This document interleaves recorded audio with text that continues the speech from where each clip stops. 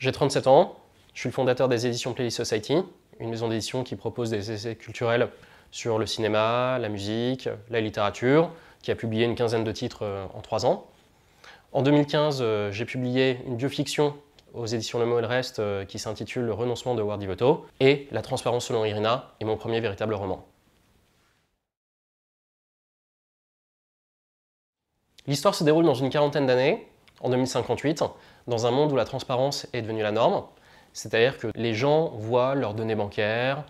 leurs relations avec les autres être affichées publiquement sur Internet,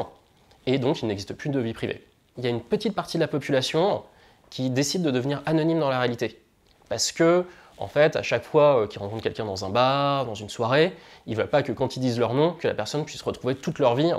en ligne sur Internet. Le roman suit Camille Lavigne, 30 ans,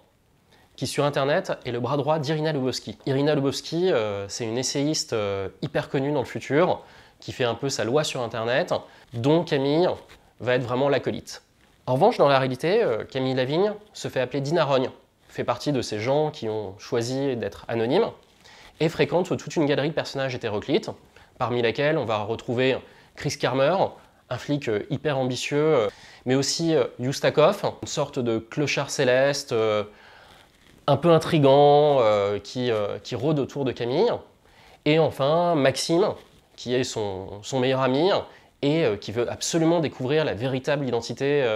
de Camille Lavigne. L'enjeu du livre, au sein de ce canevas, c'est une réflexion sur tous ces personnages qui vont se manipuler entre eux, à la fois dans la réalité et en même temps sur Internet.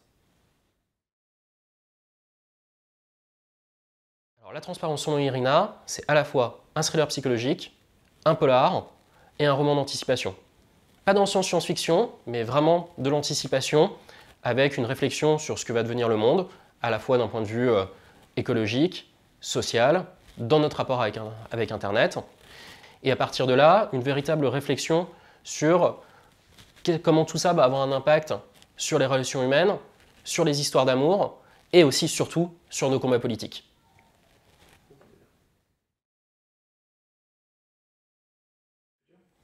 J'irai pas jusque-là, mais il y a clairement une intention